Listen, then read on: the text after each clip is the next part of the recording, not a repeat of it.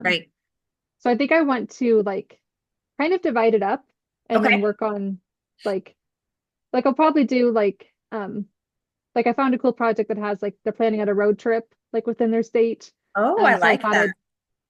I'd work on that part like during our math classes. So maybe our first math class is picking out places where they're going to road trip. Um, Hmm. but like we all kind of work on that at the same time. And then maybe then have them figure out the distance between each place. Hmm. Um, like I just think like walking them through it would be easier because even though like I'll probably still give them free time at the end because I want to let them choose how they present it.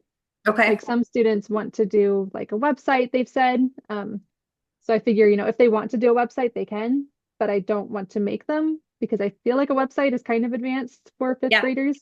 Yeah. Um, but if I'll probably like have the default be like a presentation of some kind, like a slideshow, but Hmm. then let them do a website. But I want to go through and like have all of the information in like that class kick online worksheet thing. Like I'm just going to make a packet Yep. and then all of the information will be in there. Hmm. And then we'll have some time closer to the end of the school year where then they can choose how to present that information.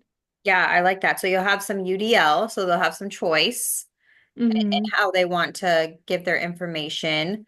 Are you trying to make it an integrated with like multiple subjects? So you're going to have obviously Yeah. social studies, some math. Are you going to have them like reading about certain states that they choose? Is that like Yeah. plan? Yeah. Okay. I found like National Geographic has like some good passages on different states.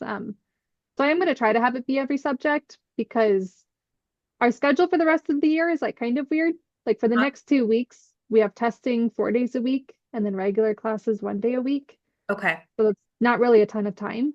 Yeah. Um, and then for the following 2 weeks, like we only have our regular classes 2 days a week, and then the other three are like the end of year diagnostic testing.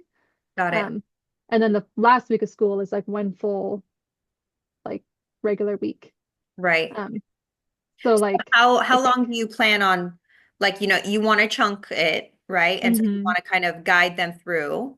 hmm How long per week do you plan on spending on it in your class with them? yeah. Obviously, they're going to work on it on their own independently as well, but hmm how long do you plan on working on It'll it? probably end up coming out to between like 2 to 4 hours a week. Okay. Like I plan on using it for every subject. Yeah.